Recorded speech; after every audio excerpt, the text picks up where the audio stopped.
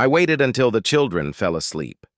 My hands were shaking uncontrollably, so I washed the dishes just to keep them busy. She came in after her shower, her hair damp, wearing a loose shirt, the embodiment of that casual intimacy that used to make my heart ache with love. Now it just made me feel sick. She went to the refrigerator, took out a bottle of wine, and poured a glass, just for herself. "Want some?" she asked, not looking at me. "No," I said. "Sit down." With my free hand, I made a gesture with a double meaning. She turned around, sensing it, the tone in my voice, businesslike without any affection. "Is something wrong?" she asked, not concerned, just cautious, as if she already knew. I took my phone out of my pocket and threw it on the counter. The screen was still lit. Her text messages with Matt were open. Her face fell, no confusion, no attempts to deny it. Her mouth opened slightly, as if she was about to say something, but the words wouldn't come out. "How long?" I asked. She slowly pulled out a chair, sat down across from me, and stared at the floor. "It was just one night," she said. "Bullshit. I swear." I cut her off, reading the highlighted messages back to her. "I can't wait to feel you again." "I read everything," I said, my voice growing deeper, more accusatory. "I know what he did to you, what you did to him, for him, what you never did for me. I know where. I know how many times. How many times you called him daddy, and he called you his whore while I was on a business trip 3 time zones away, sleep-deprived and just wanting you, trying to talk, trying to be close in any way I could, but you were just too tired." She closed her eyes. Her lips trembled. I wanted to knock the glass off the table, but I didn't. Although the thought of the broken glass and her momentary fear might have comforted me a little, I felt it would be petty. I wanted to scream. I wanted my eye to break away from my body, just to be someone else, someone to whom this wasn't happening.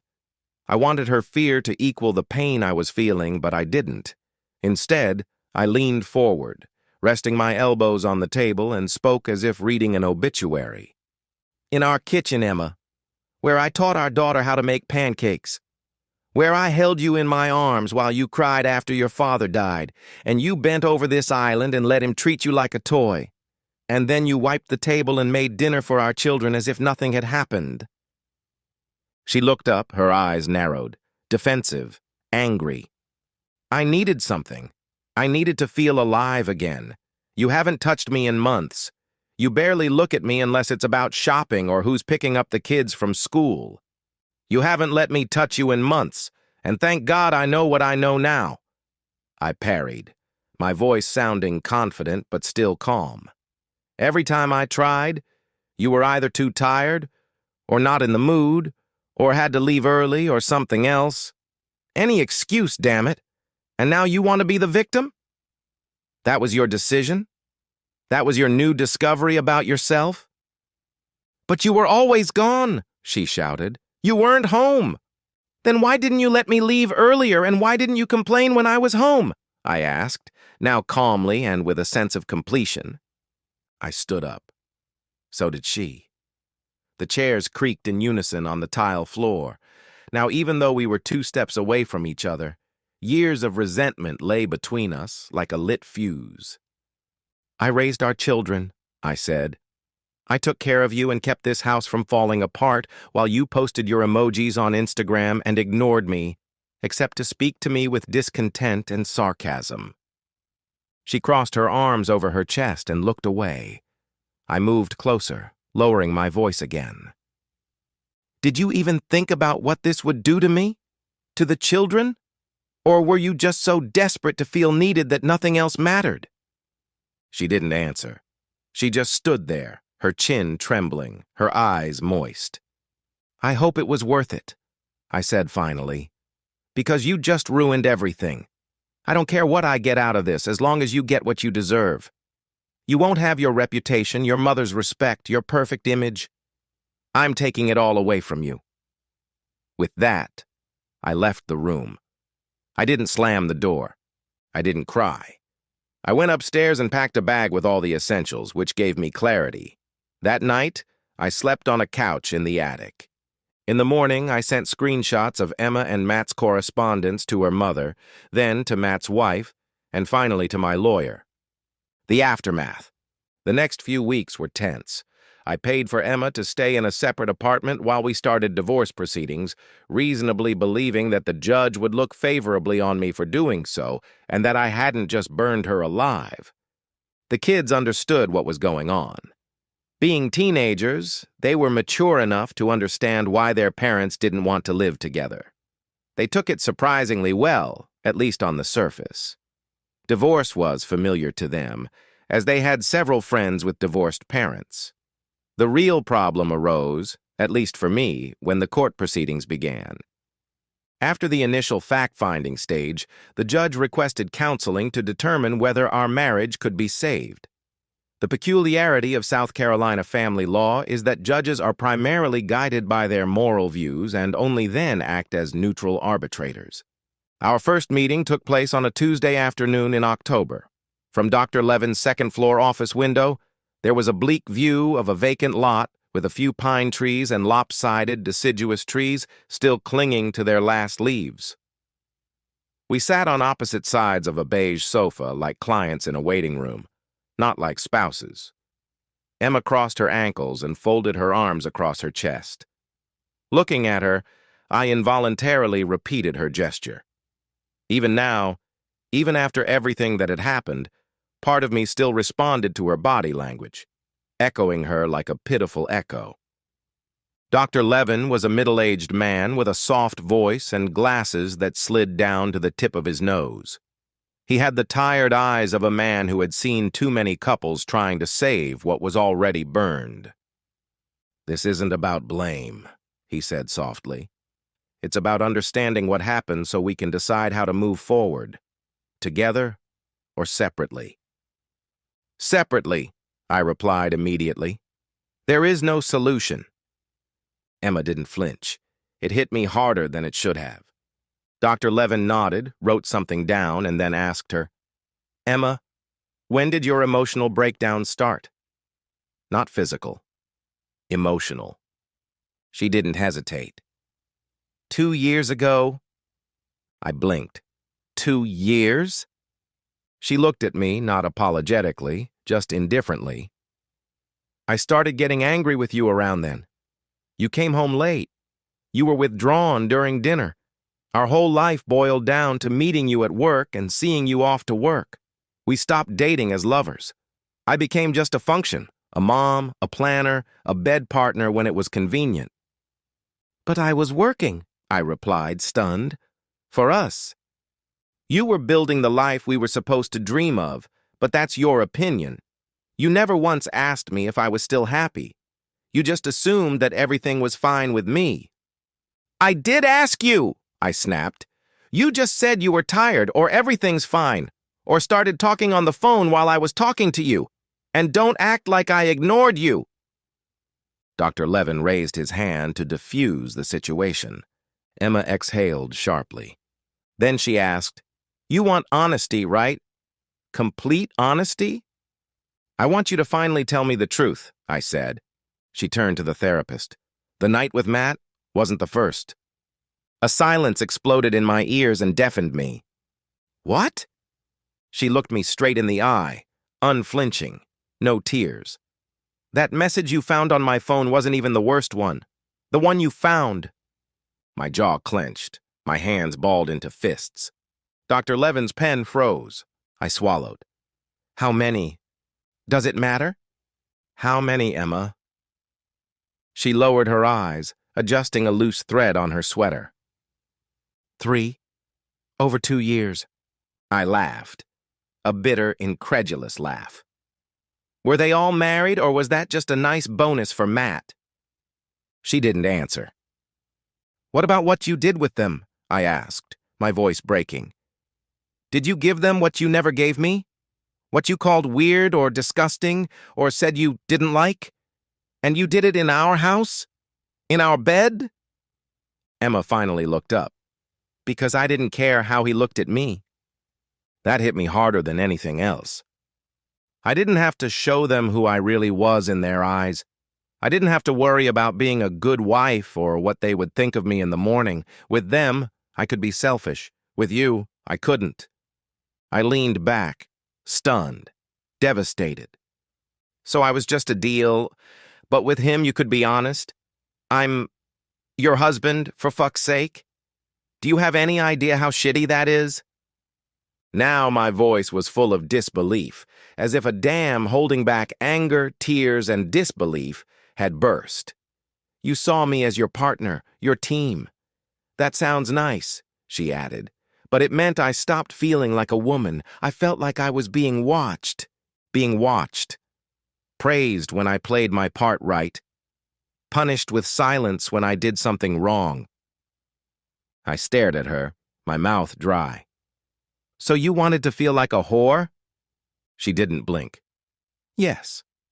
And I didn't want to be ashamed of it.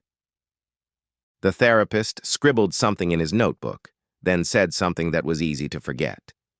I wasn't listening. Everything I considered sacred, intimacy, boundaries, what belonged to us, was given away as if it were worthless. She didn't just cheat on me. She found a part of herself that she had never let me get close to, and then she shared it with strangers. There was nothing left to save. I couldn't hold on to her image. This wasn't the woman I married, not the mother of my children, just a stranger who had lived next to me for many years, hiding her face. As we left the session, she touched my hand lightly. You asked for the truth, she said. I gave it to you. I pushed her away. You gave me nothing, I said. You took everything away from me. Divorce. After counseling, Dr. Levin concluded that our marriage was over. The divorce was finalized in late April, 6 months after the counseling session that quietly destroyed what was left of us. The judge granted me joint legal custody and primary physical custody of the children. I kept the house. She got the car she wanted, a modest child support check, and visitation rights every weekend. It wasn't a clean win, but it was more than I expected. My lawyer showed the court screenshots that I'm sure helped, the ones with the dates, the timestamps, the things she wrote about what she liked and when. There was no going back. Emma barely looked at me during the hearing.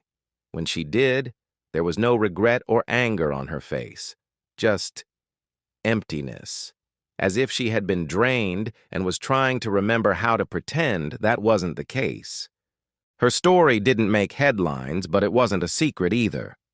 She lost her 3 closest friends, including Rachel, who moved back to Connecticut with her son and didn't speak to Emma until she crossed the state line. Emma's mother, the ever-judgmental matriarch, stopped coming to visit without warning.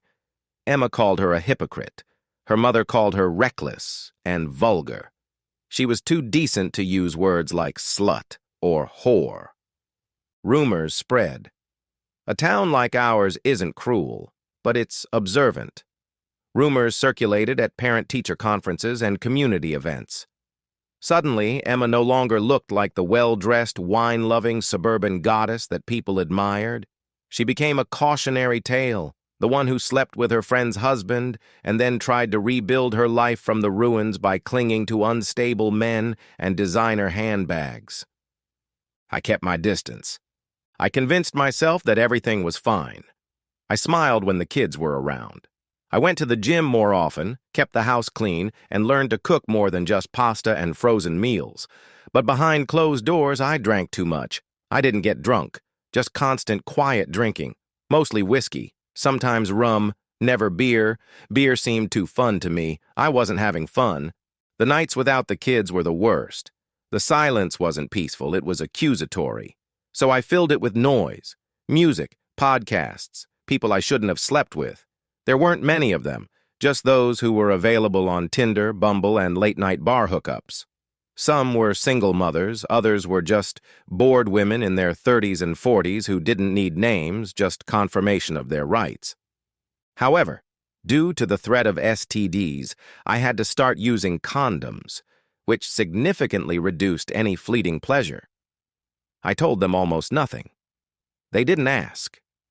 We had unremarkable sex in dark bedrooms, whispered about our children, work, or regrets, and then parted ways like business transactions. No mess, no traces, no judgment. And yet every morning after, I felt like a man climbing out of a hole only to fall back in even deeper. I saw her again at a birthday party. My daughter Mila was turning 7, Jenna, Mila's mom. Emma knew her. They had volunteered together at a school charity event a year before The Aftermath. I remembered Jenna as quiet. Tall, dark-haired, dark-eyed. The kind of graceful beauty that didn't need to announce itself. Not the flirtatious type. She was just that way. "Hi," she said, handing out cupcakes. "You're Sadie's dad, right?" "Yes, Michael," I said. "Are you Mila's mom?" She smiled. "Jenna." There was a pause. I expected her to look around, maybe not go into details, but she looked right at me. No pity, no smirk, just recognition. "I heard," she said. "I mean, not all the details. Just enough." I smiled dryly. "So there are 2 of us." Jenna tilted her head. "That sounds cold." "I've had time to think about it," I replied. We talked for 20 minutes while our daughters ran around the backyard. It wasn't flirting, at least not at first. It was just real, unfiltered, in a way that felt dangerous and comforting at the same time. At one point, I asked, "Are you still in touch with Emma?" Jenna let out a short, dry laugh. Number I stopped after the fundraiser, before everything came out. She never said, "Thank you," just criticized the decorations and took all the credit. I laughed. "Sounds familiar?" She handed me a carton of juice from the refrigerator. "Are you okay?" "No," I said, surprising myself, "but I think I'm starting to get the hang of it." The first night. It started 2 weeks later. Jenna and her daughter invited me and my kids to a movie night. Everything was normal. The girls watched Encanto for the 100th time, while we sat on either side of them, exchanging dry comments and quiet smiles. After the girls fell asleep, we cleaned up. I stayed to help. She poured wine. I had whiskey. I didn't want to say what I said, but it just came out. She did things with him that she never did with me. She made me feel like it was my fault, like I didn't deserve her. Jenna looked at me for a long time. Then she said, "Maybe it was her shame, not your absence." And then something changed. She didn't move toward me, and I didn't lunge at her, but the distance between us seemed to shrink on its own. "I'm not ready yet," I told her. She walked around the coffee table and stood in front of me. "Me neither." We kissed, slowly at first, tentatively, but it ended quickly. Her hands were in my hair, my palms wrapped around her waist. It was nothing like I'd felt with anyone else, just warmth, tension, honesty. She whispered, "Upstairs." I followed her. When I came to my senses after the best orgasm of my life, she smiled sweetly and said she wanted to help me experience more of what I hadn't been able to experience with my ex-wife. I pulled her into my arms and kissed her gently on the lips. She lay on my chest, her hair fanning out across my arm, and I expected the usual silence or polite dismissal. Instead, she said, "You know, you don't have to defeat someone's darkness to be loved." I didn't answer. I just kissed her, and we fell asleep. Emma's condition worsened. 2 weeks later, Emma didn't come to pick up the kids for the weekend. She didn't call or write. The children waited on the porch with their backpacks packed, their excitement giving way to confusion. I made up excuses. "She's running late. Maybe she's stuck in traffic." An hour later, I invited them out for ice cream. That evening, she sent me a message at 11:38 p.m. "I'm sorry. Something happened." No apology to them. Just the bare minimum, as if she were checking a box. Rachel texted me 2 days later. "Have you seen Emma lately? She's not doing well. She's been drinking a lot. She has a boyfriend who's basically moved in with her. He's 26. He rides a motorcycle and sells smoking blends. I didn't respond. I didn't need to know, but part of me still cared. Not in a romantic way. Not even in a protective way. It was more like watching someone you once loved slowly disappear because of someone else's mistake. She stopped going to school events. Her calls to the kids became less frequent. Birthdays were awkward. Our daughter asked me why Mom always sounds sleepy. I didn't make excuses for her anymore. I just told them that their mom was going through a difficult time, but that we would always be there for them. And we were. A new rhythm of life. Jenna didn't move in with us. We didn't want to label her. But she started coming over more often. The kids loved her. She managed to fit into our family rhythm without imposing anything. I liked that in the evenings, when the kids were with their grandparents, Jenna gave me her all. She gave me everything Emma would never give me. Everything. We were honest about our desires and preferences and allowed each other to explore ourselves and each other, not only sexually but emotionally as well. We didn't talk much about Emma. Once she asked if I had ever thought about taking her back. No, I replied. Not even the version of her that came before. That version never really attracted me. Jenna nodded. That's fair. Sex with Jenna became more than just a release for me. That's when I stopped pretending. I let my wounds show. She didn't need me to heal. She didn't want me to shine. She wanted me to be honest, and I gave her that. There were still bad nights. Nights when I drank too much, when I almost wrote something bitter to Emma just to feel heard. But those nights became fewer and fewer. And when they did come, Jenna didn't try to fix me. She just stayed, supported me when I needed it, gave me space when I wanted to be alone. And gradually, the wreckage stopped defining me. Emma's epilogue. The last time I saw Emma face to face was at a parent-teacher conference. She looked thin, older.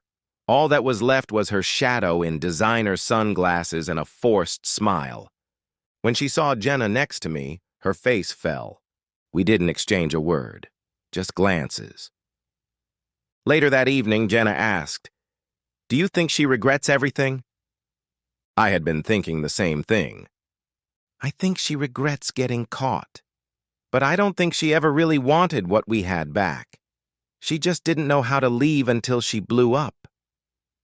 Jenna nodded. She took my hand. What about you? I regret not leaving sooner. Then she kissed me, slowly and confidently, as if she had known me longer than she actually had. And for the first time in 2 years, I believed that I could be whole again. Not because someone had healed me, but because I had finally stopped giving my pieces to the wrong person.